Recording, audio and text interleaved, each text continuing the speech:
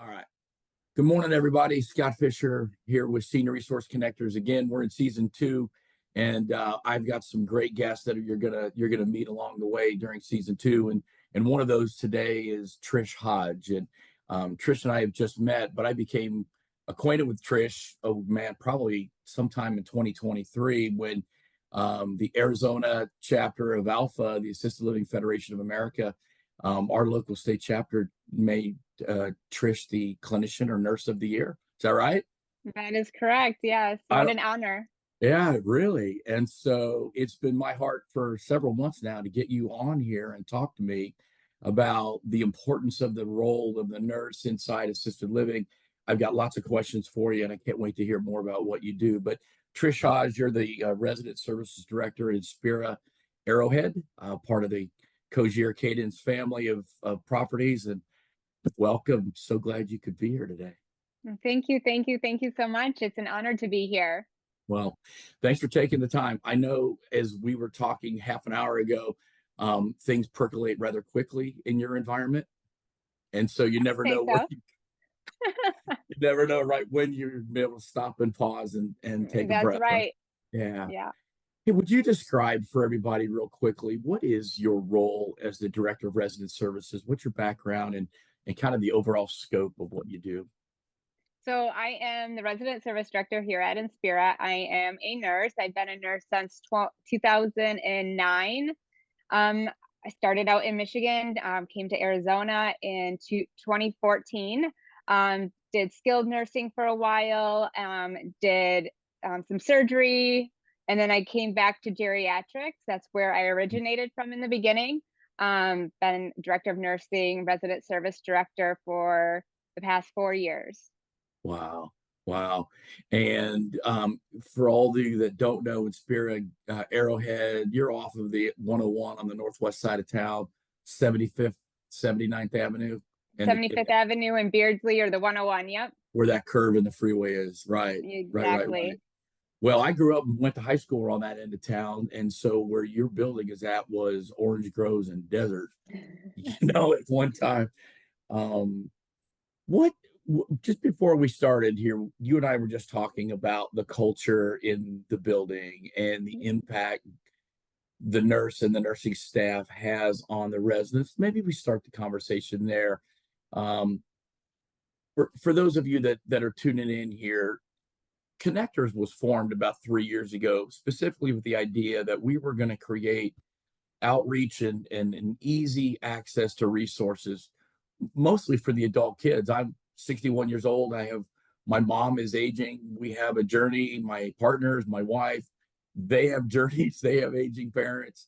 And so for most adult kids, most everybody I know, we're in this flow of life where so many of our loved ones, Trish, are starting to struggle with the issues of aging, right? And Mhm. and so senior living is a support to people and in a way that can take the pressure off. The families can come alongside and partner with families. And so when you talk about what goes on inside the culture of a building, is my mind, when you say nursing home or you say senior living, I'm thinking that old, crusty, stone block, slump block walls and wheelchairs on a cold floor. And that's not what we're talking about here.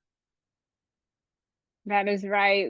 We try to have a warm culture and have socialization, and so our residents can make good friends, have good food, and have fun. So engagement is very, very important. Sometimes we see when they're in their home and they can't get out as much that they tend to isolate and they don't get that socialization. So we want to bring that to them, and that engagement and that fun, and that's the foundation of our community. How many of your brand new residents come in jumping up and down, going, "Hot dog, I'm here"? I've always wanted to go to assisted living. I would say 60-40. Some are super excited and Okay. super excited to meet people and be involved. And then Uh-huh. some are very hesitant. I'm going to leave my home. I have to sell my home. This is a change. Like, I see both ends of it. Right, right. I I I I imagine most families are engaged in some sort of journey before they move in the door with you. Um, how important is it for you and your staff to get close to families, maybe even in the sales process where you're working closely with your sales director to help make that transition smooth sailing or smooth as possible? So for me, I feel like that's the most important, to build that relationship right before move in, right Mhm. away. So they meet with sales, like a little bit of the process. They meet with sales, and then get certain paperwork done. And then they meet with me. And I take time to meet with them and fully assess them and answer any questions they have to feel comfortable. And I try to put it in a setting to where it's fun and engaging. It's not just a meeting, but it's just to get to know one another. And that's what I tell them. And I try to make them feel comfortable. And I get to know who their family is, where do they live, Mhm. what is their situation currently, where are they living, do they have help coming in. Like, I really dig deep, getting to know them and building that relationship right from the beginning, making sure they have my contact, knowing when to contact me, and giving them a layout of the staff and the care staff and how that works and everything. So it's a lot of information, but I build that foundation there, and then continue as they move in. I meet with them again right at move in to make sure everything's smooth and wrapped up. And then I meet with them again after they get settled in and answer any questions. So I try to stay with them along the way of their journey. Yeah. And some people need a little bit more TLC, and some, so you have to figure that out right from the beginning. I would imagine that for success or ultimate success in any of these relationships we have, understanding expectations, managing expectations, helping people know exactly what they're getting themselves into, Yeah. is so critical because I have seen experiences. They sell this, this is what they get, and it goes, Oh, I didn't know you were gonna come in my room every day, and yeah. Yes. yeah, yeah, yeah. And for family members, when I sit down in a living room over the years with the adult kids, usually, because I would say after 20 years of working in these spaces, 80% of my clients are the adult kids. It's not the seniors calling me up and saying that I need your help. So you could feel the pressure, you could feel the exhaustion in some cases, more often than not, not always, but more often than not, it's the adult daughters that are taken front and center with parents, right? And when you start to talk to them about solutions and getting some of the pressure off, you can see their shoulders just start to relax. You know what I'm saying? You're seeing it Yeah, like, yeah, they're looking for help. They want some help in all this, and sometimes they don't know which direction. right. And I find my greatest joy taking that pressure off for people. Mhm. Um, One of the things I'll say to families is, well, what kind of support are you still doing for mom at home, right? And they'll go, oh, well, on Tuesdays I do her shopping, and on Saturdays I come set up her meds, and I prepare meals on Sundays for the week, and I take her to the doctor 3 times a month, and so we're working really hard to keep a mom independent. And I go, well, can I just let you in on a little secret? She's already in assisted living. You're just it. The You're it. And so if we talk to the nurse over here at this building, maybe what you'll find is life for yourself, back to your kids and your husband and whatever, and let them do the management, and you can go back to being the daughter, daughter. wife, mother. Right. How exciting Exactly. is it when they come to you later and go, thank you. Yes, and you see that in spouses too, where your one spouse will be the caregiver, and tell them, we're gonna take that burden off of you. You're gonna go back to being the spouse. We are going to do the care for dad or mom or whoever, you Right. know? When families present with um the resident to be is more had maybe have more medical complications, Trish, the assessment becomes even more crucial for you, right? Will Mhm. you talk about that? Because again, the last thing you want is somebody to move in hoping you can fix all this, and maybe it isn't, and you hate to say to anybody 60 days later, this is beyond our scope of care here. So would you talk about the assessment process? What does every resident get? And then how important is it to do that deep dive that you talked about?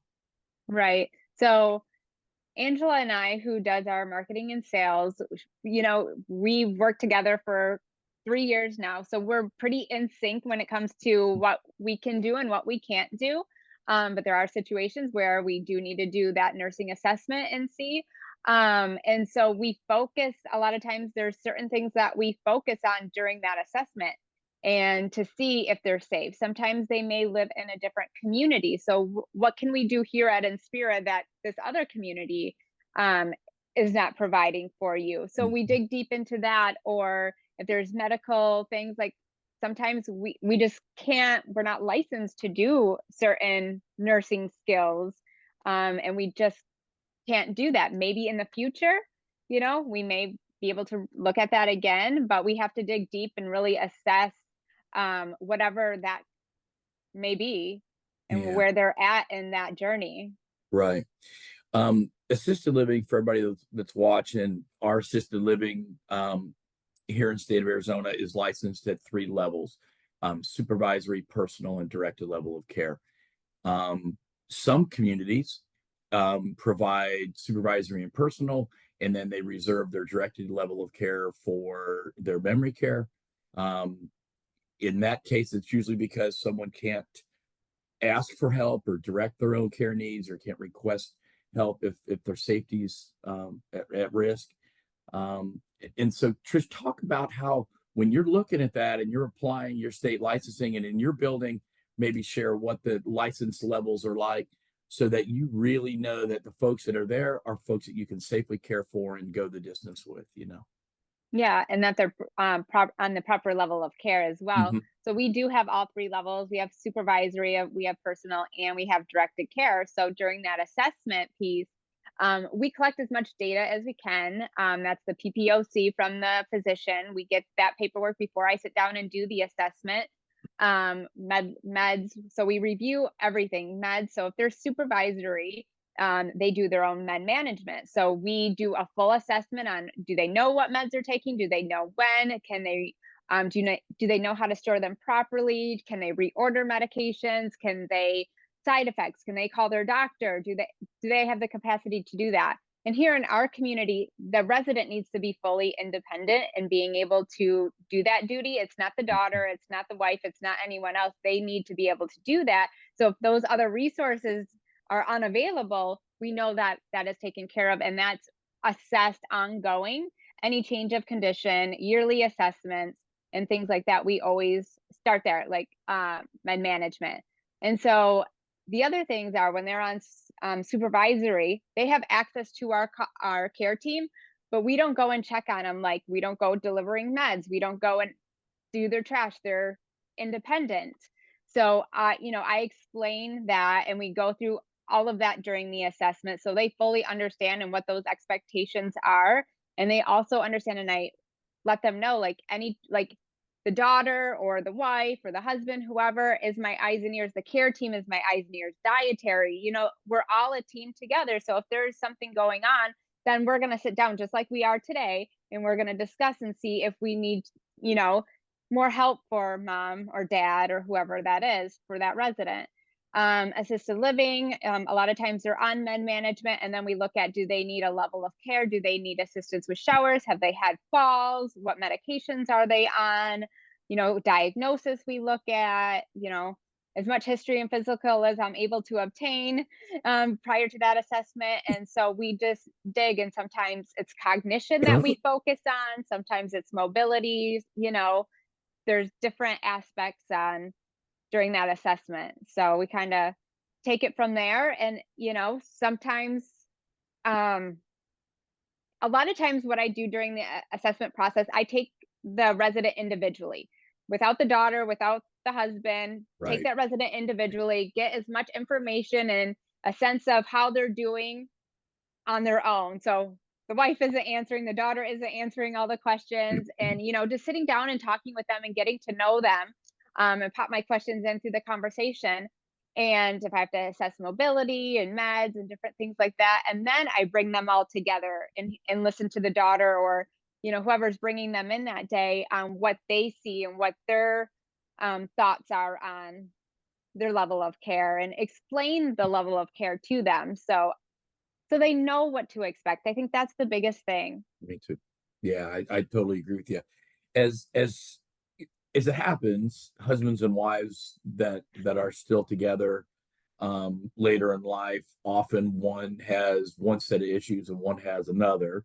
Trying to thread the needle and get them both into the same apartment can also at times be a challenge. You're shaking your head. So Yeah. um, many times there's some cognitive loss or cognitive impairment in one, while there's maybe some more physical decline, or maybe the one who's the well spouse is just now exhausted from caring for the one Yeah. who has some memory loss and things, and their health is being impacted. Talk about the challenges of trying to keep them together, not split them, what you do to accommodate folks that are different points of view. Because one of the cool things about your community is that you could have people in the same room with that are very independent and one with assisted living needs, and it's an integrated community. My team Yes. and I Yeah. love the integrated approach that you take. So talk Just to about go a little bit on that, yeah, like what we see, any move or new adjustment, new environment, new routine, new people can take a toll, especially when there's any cognitive deficit going on. So we definitely discussed that during the assessment process. But moving them and having to move them again, getting them in here and saying, oh, maybe they need directed care, mhm, or even if they're going from independent to assisted living, what makes it nice here is they don't have to move apartments. So if we get them in and then we see get them in as independent and then we see maybe they need some assistance, they're having a hard time adjusting, things aren't going well, they don't have to move again. That can take such a toll trying to move them and reacclimate them again. So the only time they have to move here is if they were to need the directed care, and that's because it's a secured environment in the directed care. Um, so we look at that, but it's very important during the assessment process. If they're borderline, sometimes that's very, mhm, very common, mhm, um, to place them properly. Are they borderline on the top of okay in assisted living, right, or is this move going to take them to the lower end of borderline on the right, other side? So, it's you have to be really thorough and make sure you place them. And then it's not always perfect, because residents, different diagnoses can have good days and they can have not great days. So you don't know when you're getting them and assessing them and you spend an hour with them, is that their good day? Is that not their good day? Or where they're at and where are they going to level out moving in here? So, that's a super important part. I would see when I was still working as a clinician and I was doing home health and home visits, you'd be amazed at how quickly people could pull together for 15 or 20 minutes with me, but I'd have to literally stay for 45 or 50 and before you start hearing some of the looping and some of the repetitive yeah. thought And processes. sometimes I will request an assessment later in the day because we know that there's sometimes sundowning can Yeah, occur and mornings are okay, but the evening, sometimes more confusion, disorientation starts. So if there's maybe a question prior to the assessment, then maybe we'll do it later in the day to see how we can assess that.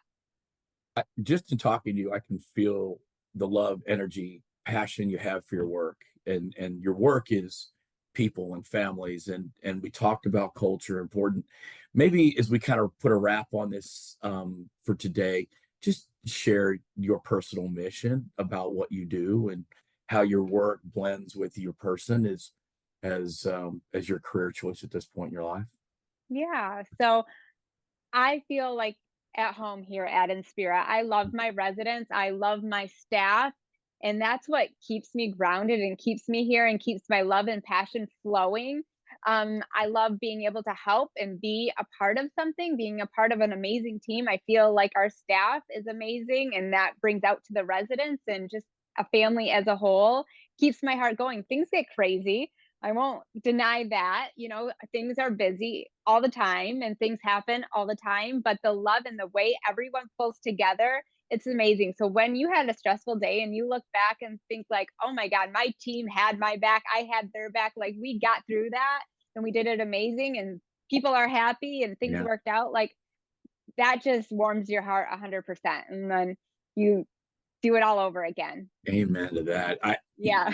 Senior living lived through one look, the Like, residents these went people through. rely on you, you know, they need you. They need Yeah. that love, they need that attention, they need that care and compassion and empathy and, you know, and we're here to deliver that to them. Well, it is evident that you're that person. I can see why Alpha made their choice. Oh, Nurses, thank we you. love to be appreciated, but at the same time, like, don't, you know. The But spotlight. yeah, it's not why we do what we do. And you just shared your heart about all that. And like I said, I've been looking forward to having this conversation for several months, and I appreciate um, your company support and partnering with us. We just feel like all of the Cadence Cogir buildings, the Inspira brands, Akoya, everybody across the board is this wonderful blend of high caliber, high quality of life and lifestyle with phenomenal care provided by professionals like you. And Well, so, thank you so much. thank you, absolutely, thank you for joining us. It was Seriously, fun. I appreciate it so much. Thank you for you inviting me on today. you got it. All right, look forward to seeing you again soon. Thanks you all for watching. Have a great one. We'll take care. See you soon. Bye, Deborah. Thank you.